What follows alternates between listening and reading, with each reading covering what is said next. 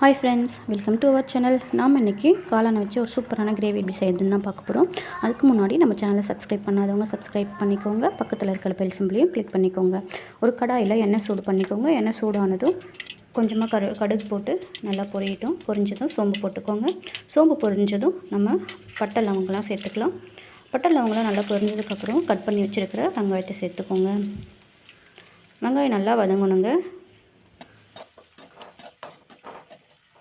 வெங்காயம் நல்லா வதங்கினா தான் குழம்புக்கு டேஸ்ட்டே கொடுக்கும்.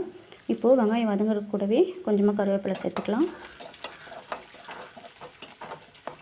வெங்காயம் நல்லா வதங்கினதுக்கப்புறம் இஞ்சி பூண்டு பேஸ்ட்டு சேர்த்துக்கலாம்.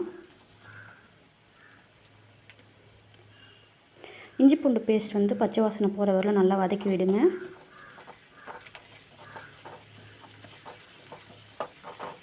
இப்போது கட் பண்ணி வச்சுருக்கிற தக்காளி சேர்த்துக்கலாங்க.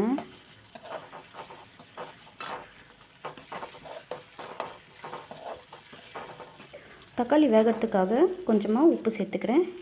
நான் எல்லா வீடியோலையுமே சொல்லியிருப்பேன், தக்காளி வேகிறதுக்காக நம்ம உப்பு சேர்த்தோம்னா தக்காளி சீக்கிரம் வெந்துடும். பாருங்கள், சீக்கிரம் வெந்துடுச்சு.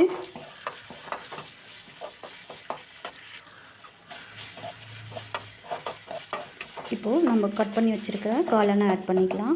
நான் குட்டி குட்டி பீஸாக போட்டிருக்கேன். நீங்கள் வேணும்னா பெரிய பெரிய பீஸாக போடலாம். என் பசங்க காளானை எடுத்துக்க மாட்டாங்க. அப்படின்றதுனால குட்டி குட்டியாக போட்டோன்னா அது நல்லா சாப்பிடுவாங்க. இந்த காளானுக்கு நீங்கள் தண்ணியே விட வேணாங்க. அதுவே தண்ணி நிறைய கிடைக்கும். ஸோ நீங்கள் நிறைய தண்ணி விட வேண்டாம். கொஞ்சம் நேரம் போட்டு வதக்குனிங்கன்னா அதுலேயே தண்ணி வந்துடும். இப்போது கொஞ்சமாக கரம் மசாலா, மிளகாய் தூள் சேர்த்து நல்லா வதக்கி விடுங்க. பச்சை வாசனை போகட்டும். நல்லா வதக்கி விட்டுட்டு தண்ணி ஆட் பண்ணிக்கலாம் கொஞ்சமாக.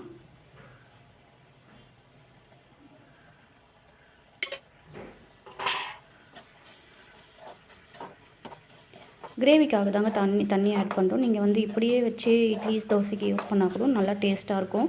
நம்மளுக்கு கிரேவி வேணும் அப்படின்றதுனால தான் நான் தண்ணி ஆட் பண்ணுறேன். என் பசங்க நல்லா தண்ணியாக இருந்தால் தான் நல்லா விரும்பி சாப்பிடுவாங்க. அவ்வளோதாங்க. இப்போ இது பச்சை வாசனை போகிற வரல ஒரு 5 நிமிஷம் கொதிக்க விட்டு நம்ம இறக்கினோம்னா நம்மளோட கிரேவி ரெடி ஆகிடும். வேலைக்கு போகிறவங்க, பேச்சுலர்ஸ்க்கு எல்லாருக்கும் இது ஒரு சூப்பரான டிஷ்ஷாக இருக்கும். கண்டிப்பாக ட்ரை பண்ணி பார்த்துட்டு உங்களோட கமெண்ட்டை சொல்லுங்கள். அவ்வளோதான் ஃப்ரெண்ட்ஸ், ஒரு 5 நிமிஷத்தில் டக்குன்னு நம்ம ரெடி பண்ணிடலாம். இப்போது இந்த வீடியோ பிடிச்சிருந்ததுன்னா நம்மளோட சேனலை சப்ஸ்கிரைப் பண்ணிக்கோங்க. அப்படியே ஃபாலோ பண்ணிக்கோங்க. உங்கள் ஃப்ரெண்ட்ஸ்க்கும் ஷேர் பண்ணி விடுங்க. Okay friends, bye. Have a nice day.